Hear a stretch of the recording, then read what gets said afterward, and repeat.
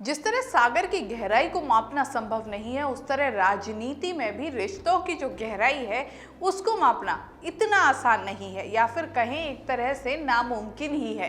नमस्कार, मैं हूं छवि अवस्थी और आपने देखना शुरू कर दिया है द एंगल।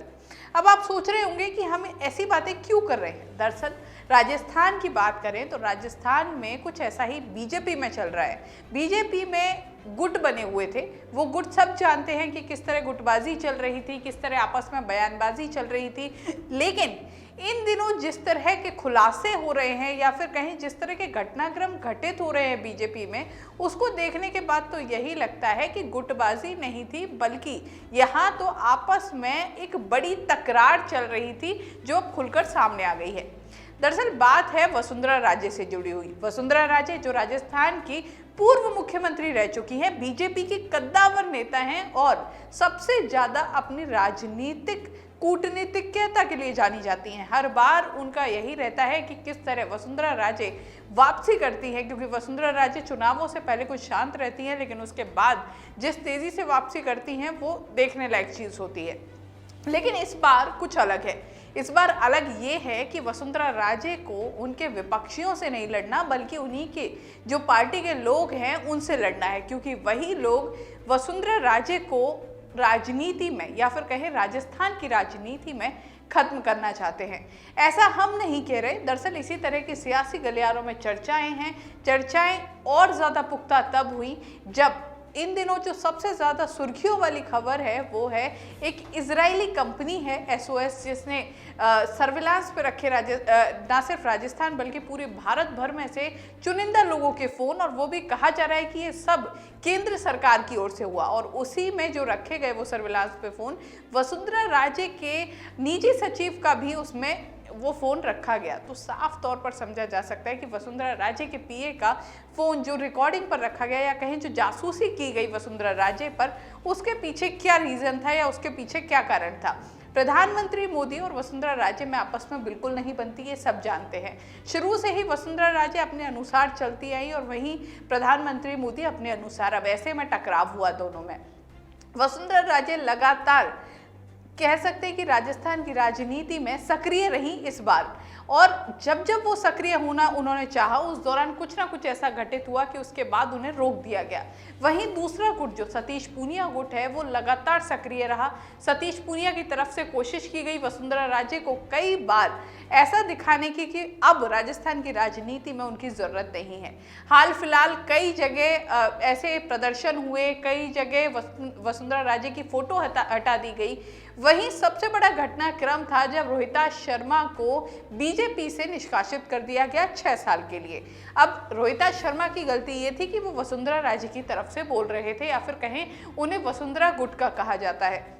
रोहिता शर्मा ने लगातार इस तरह की टिप्पणियां की कि वो सतीश पूनिया को नागवार गुजरी और सतीश पूनिया की तरफ से एक आदेश जारी हुआ और रोहिता शर्मा को निष्कासित कर दिया गया। ऐसा पहली बार नहीं हुआ। इससे पहले भी एक और ऐसे ही वरिष्ठ नेता पर गाज गिरी थी, और वो वरिष्ठ नेता थे विजय बंसल, भरतपुर के विधायक, कई बार विधायक रहे। और उसके बाद कहा जाता है कि वो वसुंधरा गुट के थे। लगातार कई बार उन्होंने वसुंधरा राजे के समर्थन में कुछ बयानबाजी की और उन्हें भी निष्कासित कर दिया गया। ये दौर लगातार चलता आया है। अब रोहिता शर्मा का उसमें नाम आया है। अब रोहिता शर्मा ने पूरी तरह से खुलकर वसुंधरा राजे का समर्थन किया है।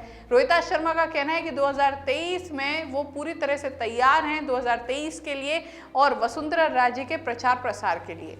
अब यहाँ देखना होगा कि इसी दौरान रोहिता शर्मा ने यह भी कहा है कि गजेंद्र सिंह शेखावत जो केंद्रीय मंत्री हैं, लेकिन अपने राजस्थान में एक पानी का पाइपलाइन भी नहीं डलवा पाए। साफ तौर पर अपने जो बीजेपी है उसी के वरिष्ठ नेता पर रोहिता शर्मा ने इस तरह के बयान दिए हैं। अब बीजेपी की जो लड़ाई थी खुलकर सामने आ चुकी है, और खुलकर ही सामने नहीं आई है, बल्कि इसे कहें कि ये केंद्र के लेवल पे पहुंच चुकी है। और वो इसलिए कि इसी दौरान जब वो सर्विलांस की वो खुलासा हुआ है, उसमें वसुंधरा राजे के फोन का जिक्र हुआ है कि उनके पीए के फोन लगातार जासूसी की जा रही थी। अब ऐसे में कह सकते हैं कि एक पूरा षड्यंत्र रचा गया वसुंधरा राजे के खिलाफ केंद्र की तरफ से, प्रधानमंत्री मोदी, अमित शाह की तरफ से।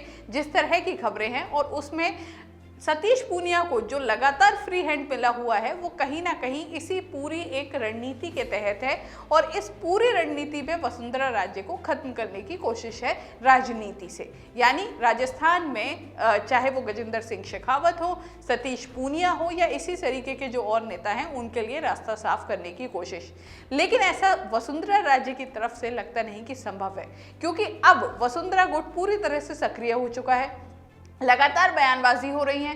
अब इसी दौरान रोहिता शर्मा ने तो यहाँ तक कह दिया कि अशोक गहलोत नहीं होते तो आज वसुंधरा राजे मुख्यमंत्री होती और उच्च पदों पर वो लोग खुद बैठे होते। यानी कि अशोक गहलोत की भी इस दौरान उन्होंने तारीफ कर दी। तो कुल मिलाकर कह सकते हैं कि जो बीजेपी लगातार कांग्रेस की गुटबाजी पे उसे घेर रही थी, वही अब पूरी तरह से घिर चुकी है। चाहे वो फोन टैपिंग का मसला हो, जिस तरह से कांग्रेस को फोन टैपिंग के मसले में घेरने की कोशिश हुई, अब केंद्र के आला नेता बीजेपी के भी इस जासूसी के मसले में बहुत ही बुरी तरह घिर चुके हैं। और ना सिर्फ भारत में बल्कि ये एक तरह से कह सकते हैं कि अंतर्राष्ट्रीय मुद्दा बन गया है, क्योंकि इसमें कई देशों के नाम शामिल हैं जहां पर इस तरह की गई है सर्विलांस। वहीं जो भारत का नाम आया, भारत के कई जो वरिष्ठ नेता हैं, पत्रकार हैं, उनका नाम आया है और उसी में राजस्थान की मुख्यमंत्री का भी नाम आया है। ऐसे में साफ तौर पर समझा जा सकता है कि जिन जिन से डर है या फिर कहीं जिन जिन पे शक है, उन सब की जासूसी करवाई गई केंद्र सरकार की तरफ से।